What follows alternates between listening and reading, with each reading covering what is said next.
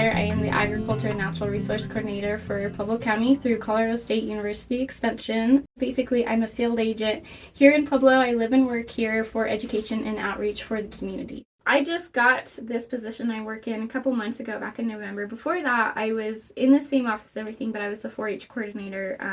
So my position with the 4-H part of this county was working with everything that lived and breathed. Watching those kids click when something would click in their mind about how they needed to get something done, or understanding why their animal was reacting the way it was, or whatever the case was. Watching that click is super, super cool. And I've seen that even in adults. Like last week with my job, I taught a DIY rain barrel class. Having that class is huge for our area just because we're limited on water as it is. We're already looking at some water restrictions for our county. I was surprised because in that class, we have power tools, we have things like that. And most of the time you think, oh yeah, there's going to be a lot of guys coming and they're going to want to do this. Well, actually, 90% of my class was women.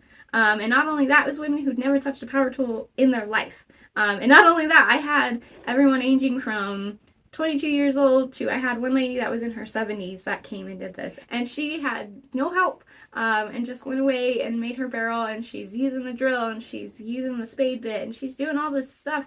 And then she rolls out this big 55-gallon drum all by herself with her walker and is pushing it out the door. It was incredible. And she didn't have an ag background. She's just a gardener in our community. So it was awesome, and I could see the pride that happened on these women's faces because they felt like they were in that space where they could learn. No one was going to judge them because they didn't know, or they couldn't hold the drill right, or whatever the case was. They had that space where they could learn and actually get a very valuable skill, and now they're able to go transition that into any other part of their life that you need power tools for. That's part of why I love getting to do that, is watching people get excited about this stuff just as much as I am. Sometimes when you're in ag, especially if you're like me, when you're a smaller female, trying to make your way in ag, it's hard, but don't let anyone tell you you can't.